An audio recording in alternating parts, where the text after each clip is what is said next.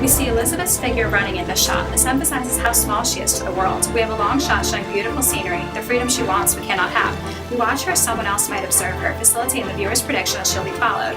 First, we lose sight of her as the camera pans around the structure, giving an eerie feeling that she's not alone. The removal of the scarf is a nice touch to suggest she does so because she feels suffocated, as is the focus on her posture as she leans in a way not at all ladylike or appropriate for a 19th century woman, emphasizing the weight of culture around her and the weight of the revelation that Darcy destroyed her sister's relationship and happiness. Darcy begins to speak, but the camera is focused on a close-up of Elizabeth, which allows us to read her shock, which a viewer would also feel if he or she has not read the book. The rain in the scene is used to set a dreary mood, as the music has stopped and it is the only sound. It is diegetic, which means that the source of the sound is visible in the scene, unlike the music, and it represents Elizabeth Bennet's internal despair as she processes Darcy's profession of his love and her knowledge of his actions.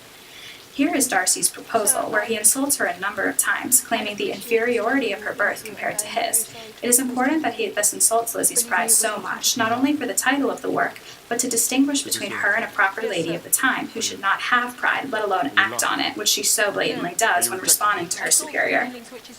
It also shows the class prejudice of the wealthy against the middle class alongside male privilege of her time. For example, when he asks her to end his agony, making it about him and his suffering, despite his insulting her. Here, the camera goes back and forth between close-ups of faces of the speakers and the listeners, and it does not always match up. This is a tactic to convey the internal struggles of each character, as we are able to see their faces react to what the other says, such as when Elizabeth declines his proposal and we see a mix of shock and devastation on the usually stoic face of Darcy.